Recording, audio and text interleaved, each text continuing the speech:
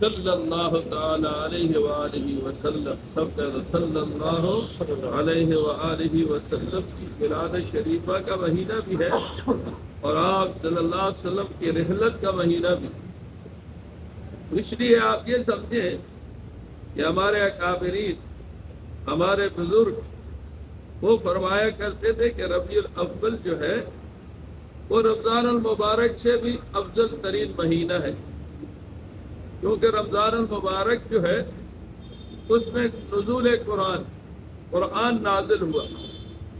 اور ربیع الاول جو ہے صاحب قرآن کی ولادت کا مہینہ ہے، یعنی جس ذات پر قرآن نازل ہوا وہ ذات ربیع الاول میں اس دنیا میں تشریف لائی۔ اس لیے ربیع الاول کے اعتبار سے مجھے بھی اور آپ کو بھی دو کام زیادہ کرنے چاہیے۔ ایک تو ربیع الاول میں درود شریف پڑھا دیں، پہلے بھی ماشاءاللہ آپ درود شریف پڑھتے ہیں، لیکن آپ جو ہے ربیع الاول کی مناسبت سے زیادہ درود شریف پڑھیں، کوشش کریں 1000 مرتبہ یا 2000 مرتبہ یا 3000 مرتبہ روزانہ درود شریف پڑھیں، تو مہینے میں 1.25 لاکھ جو ہے درود شریف ہر ساتھی پڑھ لیں۔ اسی طریقے سے ربیع الاول میں کوشش کریں کہ حضور کریم صلی اللہ علیہ وسلم کی ایک ایک سنت پہ عمل ہو جائے، رہنے کے اعتبار سے، سونے کے اعتبار سے، پینے کے اعتبار سے، کھانے کے اعتبار سے، تجارت کے اعتبار سے، معاملات کے اعتبار سے ہمیں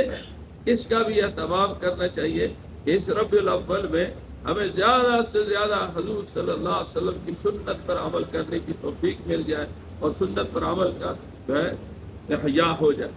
احیاء سنت ایک مستقل نعمت ہے۔ فرمایا جو آدمی اللہ کے رسول صلی اللہ علیہ وسلم پر درود شریف کثرت سے پڑھتا ہے تو کل قیامت کے دن